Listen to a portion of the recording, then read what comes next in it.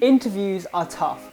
There's nothing worse than getting to the end of a great interview, you think you've absolutely smashed it, and the interviewer asks, "So do you have any questions for me?" And your mind's gone blank. You have no idea what to do. So that's what I'm going to help you to prepare for today, and I'm going to tell you some great interview questions that you can ask in your interview to get the information that you need for your job.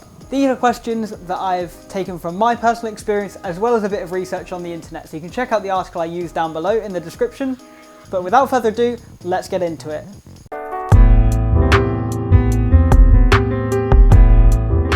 Hello and welcome to Max Talks, the channel where every Sunday I make videos to help you get to where you want to be.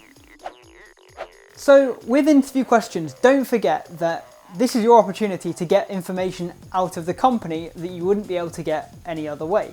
So a lot of people will have done research on the internet, figured out a bit about the company and what it's about. You want to ask questions that you can't figure out from internet research or from other research.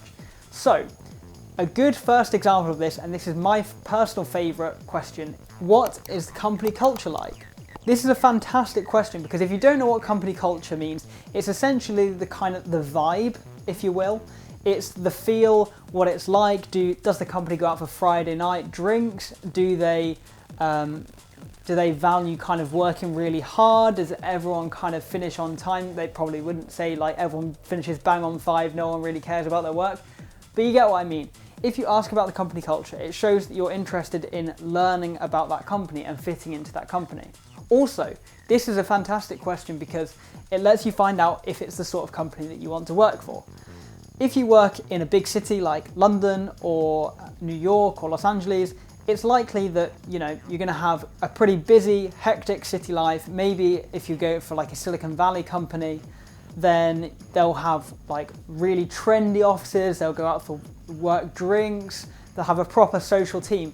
Whereas if you work in maybe a more office-based role and a more established company, it might not be the same thing. So this is a great opportunity for you to get to know the sort of company that you're going to go into.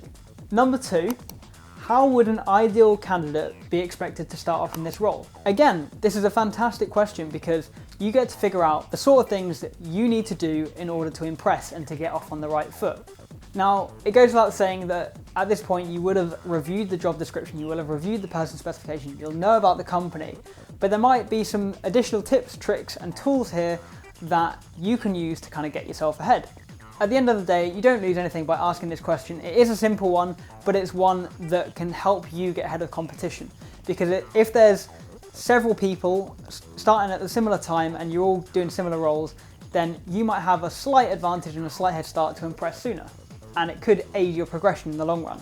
Number 3, what opportunities are there to develop in this role? With this question, it shows longevity. It shows your commitment and that you're interested in progress, which is what companies want to see. Companies don't want people that are going to sit there and think, I wonder where my next job's coming from. Or the people that look at their watch, see that it's home time and sprint out the door. See ya! They want people who are committed employees and who are devoted and want to kind of develop and progress. So with this, you might find out about training opportunities, you might find out about different schemes that they have, and kind of a lot of companies try and hire internally and give employees training and development in order to progress their way up. And if you can get into one of those companies, that is amazing because it gives you a platform. So you start kind of low and you work your way up, almost like you're going up a mountain. It can be a very slow mountain, or it can be a really steep one where you kind of go on a big ascent very quickly, depending on the company, the lucky circumstances.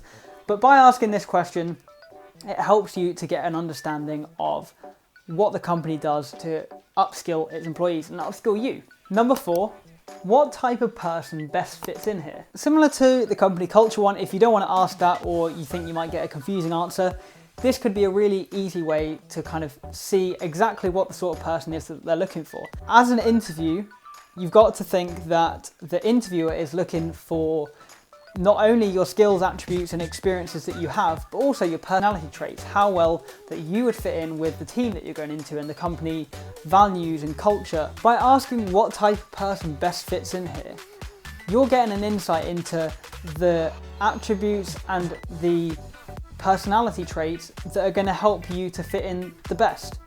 And it might be that upon hearing this question, you go, that's perfect, I want to work there, this is great, that sums me up to a T. Or you might think at the end of the question, actually, it's not right for me, maybe I should go to a different company. At the end of the day, you want to use these interview questions as a chance for you to get to know the company as well. Now, I'm not saying that you want to ask like 50 different questions at the end of the interview. You want to probably keep it down to maybe 2 or 3 questions which give you a bit of an insight. So make sure that you ask the ones that you want to know the most. Number 5, what preparation would the ideal candidate do to start off on the right foot? So again, with this question, you're trying to get ahead of the game, you're looking at that commitment, you're looking at preparation, organisation, all of which are character traits and skills which an employer is going to be looking for. Regardless of the industry, regardless of what sort of job that you're going into, these traits are excellent ones. And again, you might be able to get a bit ahead. There might be some additional reading that you could do that maybe the company can give you, and it might help you get a head start and make that transition and induction process a little bit easier. So again, another great question to ask. Number 6, what are you looking for the ideal candidate to do? By asking what the ideal candidate should be doing, you're finding out about just how much you match up with the perfect person in their head. Because when they're writing this role, when they're interviewing for this role, they'll have a particular someone in mind, someone maybe that's outgoing, that's confident, that's organised, that's smart, that's clever, that's funny, all the rest of it, I just made up some traits there. They'll probably have some of their own, but they'll have a perfect person, a perfect ideal employee in their head. And it gives you a chance to find out how you can fit into that role, how you can mold yourself like jelly to fill that role and to be that ideal person. You want to morph from being this into this. Number 7 is, what are the day-to-day responsibilities of this role? This question gives you an insight into more specifically what you can expect day to day. It says it in the question. However, it goes beyond the job description. So the job description will tell you an outline of what the role is in brief, summary terms. Job descriptions can be quite a long-term thing, and it's not necessarily what you do every day.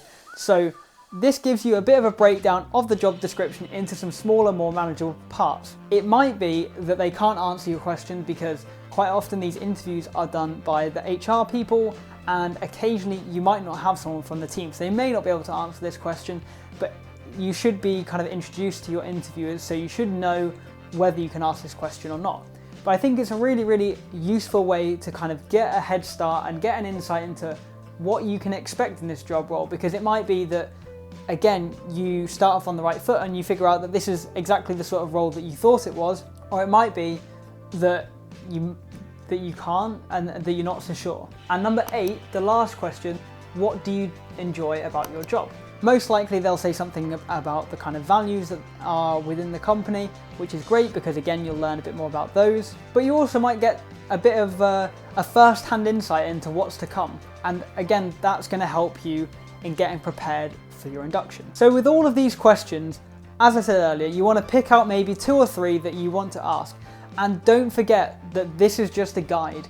You don't have to use all of these questions. You don't even have to use any of these questions. The idea of asking questions at the end of an interview is to find out more about what you want to learn about the company, about your potential employer. If there's something that you want to know, definitely ask that. However, what you definitely should not ask is, how much do I have to pay you to get this job? Or when are the lunch breaks? Or how many holidays do I get, and can I take a 6-month holiday twice a year? Those ones are jokes, but you want to make sure that your questions are interview appropriate. So things such as lunch break, dress code, and all the rest of it, those things will be covered if you are successful in getting the job and in your induction or in an email before you start your job. These are things that you don't want to necessarily ask in the interview. The interview questions, the key thing to remember is that it's about finding out information about your potential employer. They're not your employer yet. So you want to work out whether they're the right company for you, whether the job and the company is what you expected it to be. And all of the questions that I've listed will help you to do this, but you may want to use some of your own. Hey, guess what? You made it to the end of the video. Thank you very much for watching. I hope that you enjoyed. If you did, please leave a like on the video. It really helps my channel to grow and this video to reach more people and hopefully get people better prepared for their interviews. Leave a comment below with any thoughts that you might have. Make sure you subscribe for new content every single Sunday. Hit that bell for notifications and I'll see you next Sunday. I wonder where my next job's coming for. I wonder where...